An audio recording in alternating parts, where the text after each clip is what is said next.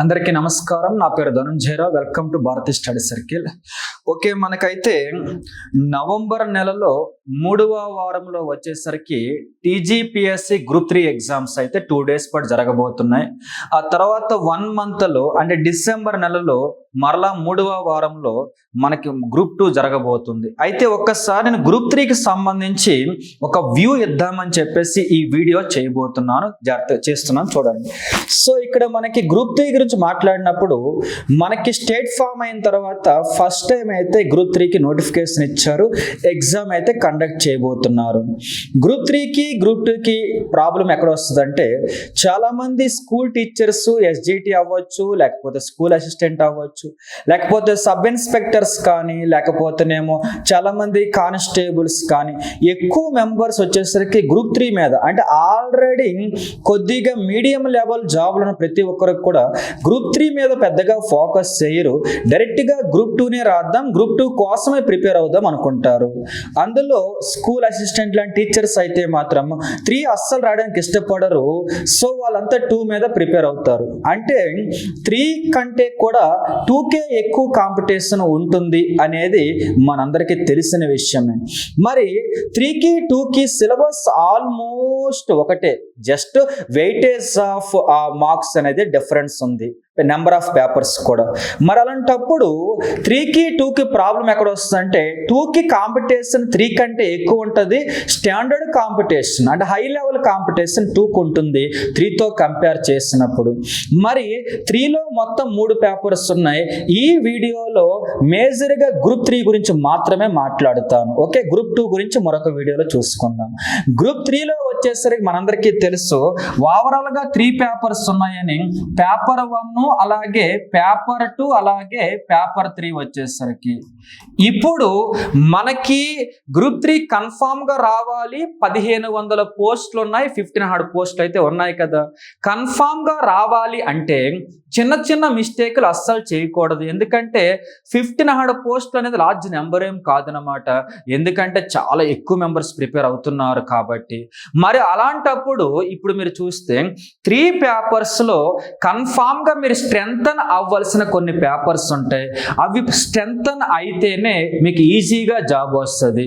మరలా చెబుతున్న ఆ 3 పేపర్స్లో అత్యధికంగా మీరు ఫోకస్ చేయవలసింది గ్రూప్ 3 కన్ఫామ్గా రావాలి అంటే థర్డ్ పేపర్ అయినటువంటి ఎకానమీ అండ్ డెవలప్మెంటల్ ఇష్యూస్.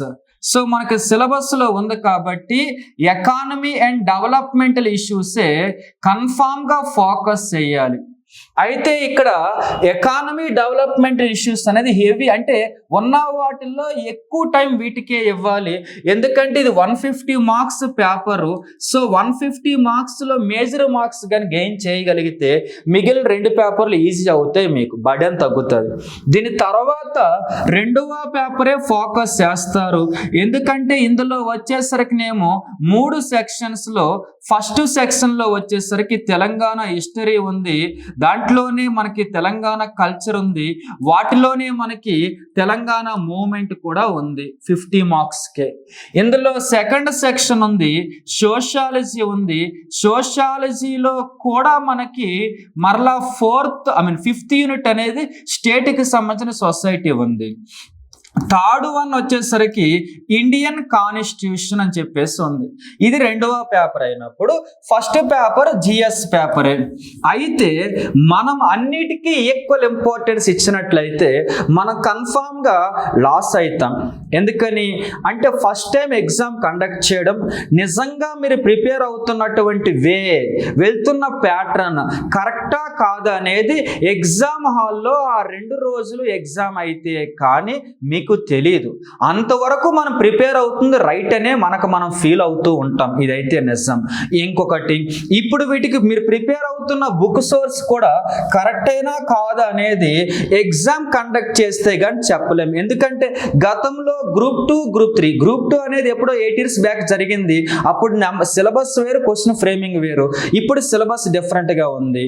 అది కాకుండా గ్రూప్ 3 జరగనే లేదు కాబట్టి అసలు మన దగ్గర ఉన్న సోర్స్ కరెక్టా కాదనేది ఎగ్జామ్ వరకు కూడా మన ఎవ్వరికీ తెలియదు, నీకు తెలియదు, నాకు తెలియదు, బోర్డు వాళ్ళకు కూడా తెలియదు, ఎందుకంటే వాళ్ళు ఇంకా స్టార్ట్ చేయరు కదా పేపర్ ప్రిపరేషన్. సో ఎవరికి తెలియదు కాబట్టి మనం చదువుతున్న బుక్ని మనం బలంగా నమ్మి అయితే చదువుతాం. సో అది రైటా రాంగ్ అనేది ఎగ్జామ్ హాల్కి వెళ్తే కానీ తెలియదు. ఇప్పుడు అయినప్పటికీ ఏది ఏమైనప్పటికీ నీకు మంచి మార్క్స్ రావాలి అంటే నువ్వు ఫస్ట్ ఫోకస్ చేయవలసింది ఈ థర్డ్ పేపర్నే ఫోకస్ చేయాలి.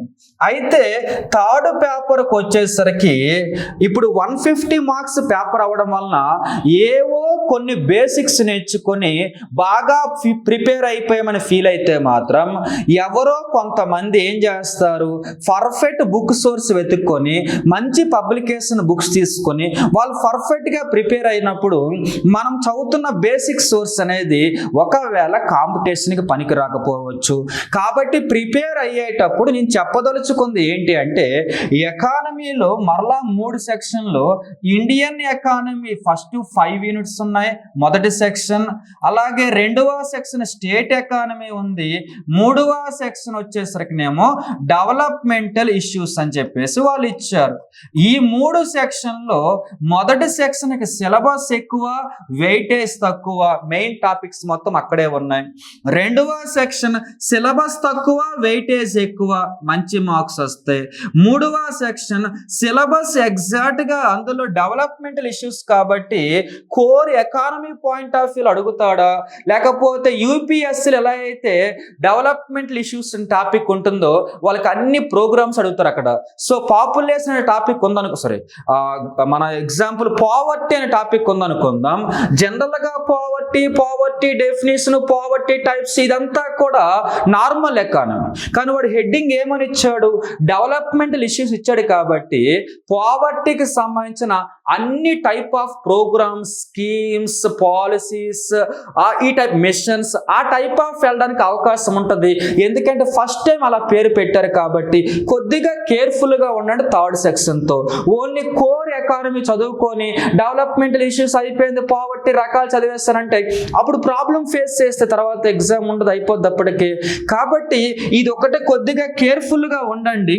ఇది ఆల్రెడీ యూపీఎస్సీలో భాగమే కాబట్టి వాళ్ళకి ఎలా ఇస్తున్నారంటే డైరెక్ట్గా పావర్టీ టైప్స్, అన్ఎంప్లాయ్మెంట్ టైప్స్ అలా కాకుండా వాడు కోరుకునేది డెవలప్మెంటల్ ఇష్యూస్ కాబట్టి ప్రాంతీయ అసమానతలు, ఆర్థిక అసమానతలు, పావర్టీ ఏ రకమైన రోల్ ప్లే చేస్తుంది ఆ కాన్సెప్ట్లో వెళ్ళినప్పుడు ప్రోగ్రామ్స్, స్కీమ్స్, మిషన్స్, పాలసీస్ లాంటి క్వశ్చన్స్ ఎక్కువ రావడానికి అవకాశం ఉంటుంది. ఇది ఒక డైరెక్షన్ ఓకే, ఇది ఒక డైరెక్షన్. కానీ కొద్దిగా ఈ 70 days అబోవ్ ఉన్నాయి కదా, ఇప్పుడు మీరు ఈ డైరెక్షన్ కూడా ఫాలో అయితే అప్పుడు మీరు ఎగ్జామ్ హాల్కి వెళ్ళాక కొద్దిగా సేఫ్ అవ్వచ్చు, లేదా ప్రాబ్లం ఫేస్ చేయడానికి అవకాశం ఉంటుంది. కోర్ ఎకానమీ చదువుకుని వెళ్ళిపోతే ఇక్కడైతే అదొకటి చూసుకోండి.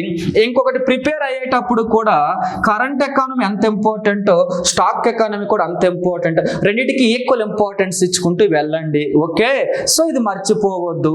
కాబట్టి ఇది కాకుండా ఎకనామిక్ సోర్స్ వచ్చినాయి కదా, వాటి బట్టి కొద్దిగా నీట్గా చదువుకొని వెళ్ళండి క్లారిటీగా. ఈ పేపరే మిమ్మల్ని కాపాడాలి.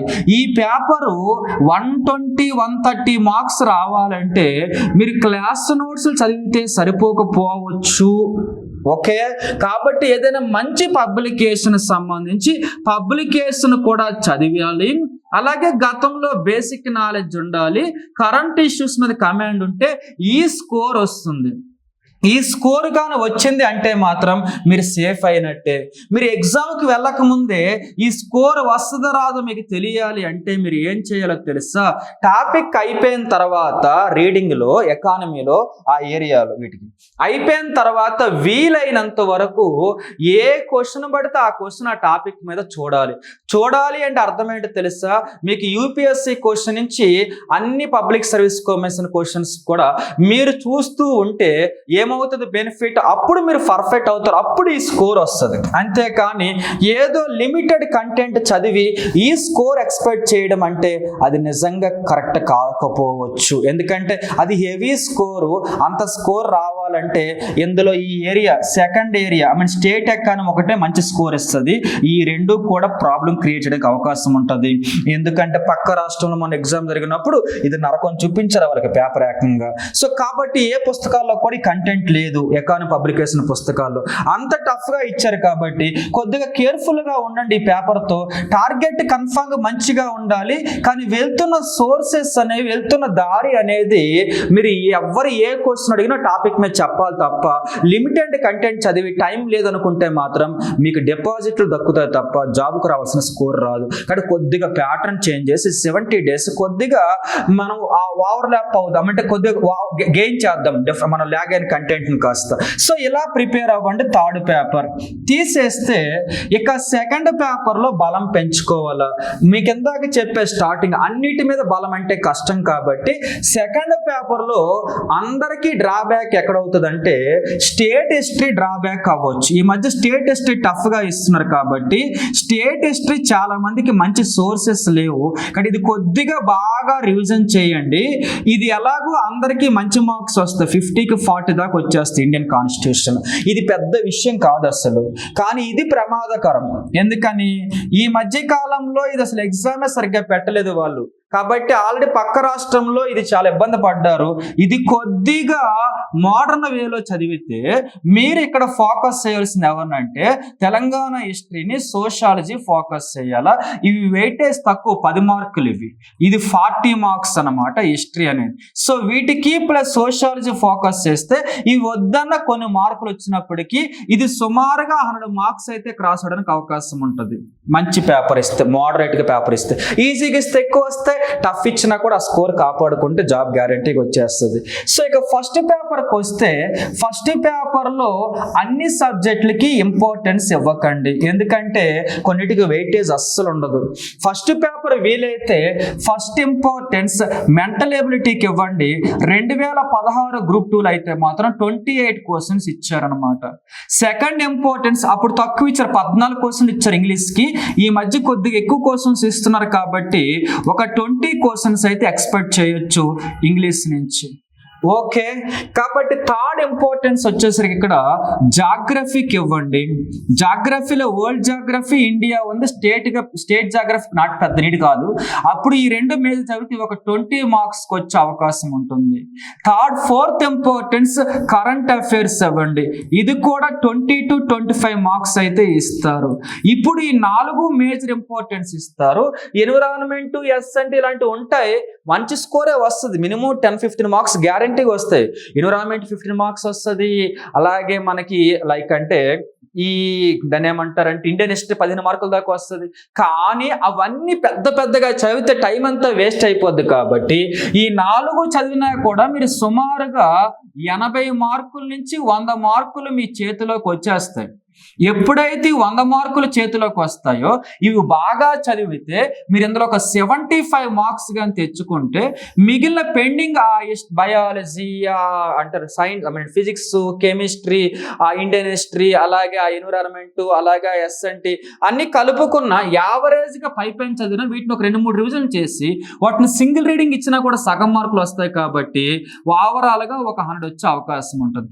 ఈ ఒక 100, ఈ ఒక 100 ప్లస్ ఒక 120 వస్తే మీకు ఓపెన్ కేటగిరీ అయినప్పటికి కూడా జాబ్ వచ్చే అవకాశం చాలా ఎక్కువ ఉంటుంది. సో వీటిని బట్టి మీరు ప్లాన్ చేసుకోండి. మిగిలినవి కూడా చదవాలి, అది ఒక రీడింగ్ వచ్చేలా చూసుకొని, వీటికి ఎక్కువ రీడింగ్లు వచ్చేలా చూసుకొని, ఇందులో ఈ రెండింటికి ఎక్కువ రీడింగ్లు వచ్చేలా చూసుకొని, ఇందులో వచ్చేసరికినేమో ఈ 4టికి ఎక్కువ రీడింగ్ వచ్చేలా చూసుకుంటే మనం ఏదో రకంగా గ్రూప్ 3తో గట్టెక్కిపోవచ్చు. ఇక్కడ మంచి మార్క్స్ వస్తే గ్రూప్ 2 కూడా ఆటోమేటిక్గా 1 month గ్యాప్ ఉంది, అప్పుడు వీటిని బాగా చదవచ్చు కల్చర్ మూమెంట్ కలుపుకొని. సో ఆటోమేటిక్గా మంచి మార్క్స్ వస్తాయి. ఇలా కొద్దిగా ప్లాన్ చేసుకోండి. ప్రిపేర్ అయ్యేటప్పుడు కూడా ఎక్కువగా మీరు ఏం చేయాలంటే మన క్వశ్చన్సే కాదు, ఒక బుక్ మన క్వశ్చన్సే కాకుండా ఎక్కడైనా ఏదైనా ఎగ్జామ్ పేపర్ దొరికినా లేదా ఏదైనా ప్రీవియస్ క్వశ్చన్ దొరికినా వాటిని ప్రాక్టీస్ చేయండి.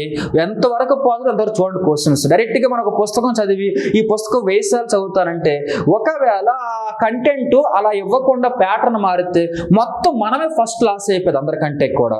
సో కాబట్టి కొద్దిగా బావిలో కప్పలా కాకుండా బావి బయటకు వచ్చి కొద్దిగా పైనుంచి చూస్తే మనకి ప్రపంచం కనిపిస్తుంది. అప్పుడు కొద్దిగా ఎగ్జామ్కి వెళ్ళక ముందు క్లారిటీ వస్తుంది, ఎలా ఉన్నాం, ఎంతవరకు వచ్చామని. అంతేగాని ఏదో ఒకటి నమ్మి అది మాత్రమే పర్ఫెక్ట్గా చదివేసి అది మాత్రమే బాగా చదివేస్తాం, అక్కడే ఎగ్జామ్స్ రాసేసి అవుట్ ఆఫ్ వస్తున్నాయంటే పొరపాటున ట్రాక్ మారిందా పేపర్ ప్యాటర్న్లో ఫస్ట్ నాశనం అయిపోయింది మనం. ఎందుకని బయట ఉన్న వాళ్ళు బాగా ప్రిపేర్ అయ్యే వాళ్ళు రకరకాల సోర్సెస్ వస్తారు కాబట్టి వాళ్ళకే మంచి మార్క్స్ వచ్చే అవకాశం ఉంటుంది. సో కేర్ఫుల్గా ఉండండి.